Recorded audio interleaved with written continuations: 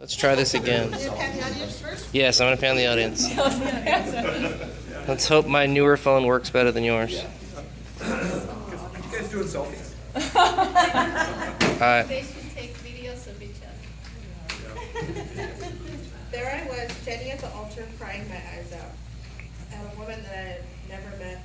She prayed for me and spoke all the right words that I needed to hear when I realized I was in a place that I felt safe and he was back in my life, completely and in full force. I felt a rush like I had never felt it before. I was in God's house and he wanted me there. I want to share my spiritual journey with you and tell you how I was brought back into the arms of God. The passion I feel now each morning when I wake up to a new day. My name is Elizabeth Church, and I have been attending Foothills Christian Church for a little over a year and a half now.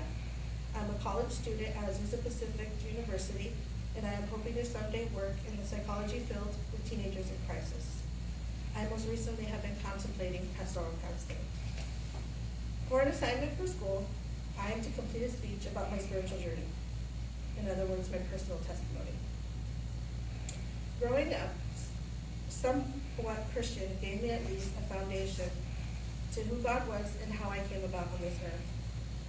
I say somewhat because my parents attended church for a short while when I was very young, but when I became a teenager at the age of 14, I started to attend Olive Branch Outreach by myself.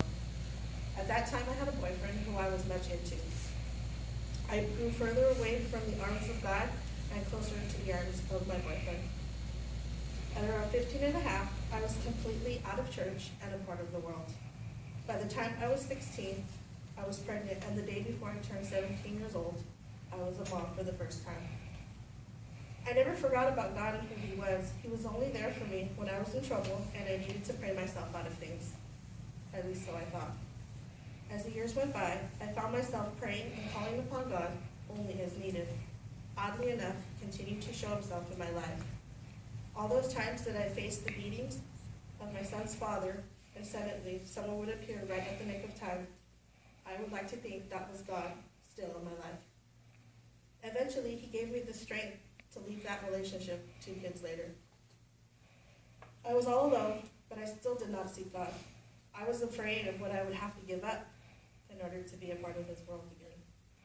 But I did justify to myself that my body was his temple and that I could worship God inside and no one would have to know. 5 years had gone by, and I was 24. I prayed nightly for God to bring someone wholesome into my life and to bring a man who would make me happy and bring stability for both me and my kids. He did. I met a man who was not of God, but I fell in love with him anyway. I questioned myself and I asked God, how could you let me fall in love with a man who's an atheist? We were married 6 months later. I felt so far away from the Lord. After we got married, God became almost non-existent to me. Well, actually, he did become non-existent to me. We had our ups and downs in our marriage, but it came to a point where our marriage was no longer a happy one. We fought and we struggled financially. We stuck it out, and I'm sure it was God during those times, that God was there during those times because somehow we got through each and every fight. During the previous year, I had a coworker, Sean Thompson, which some of you may know, in my ear every day at work, telling me, you need to come to church, you need to return to church. I would brush him off with a yeah, someday, or yeah, I know, I need to. Once again, I found myself needing something from God.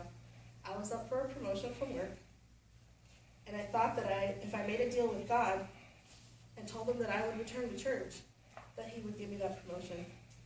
I was promoted March 2012. Did I return to church? Not right away.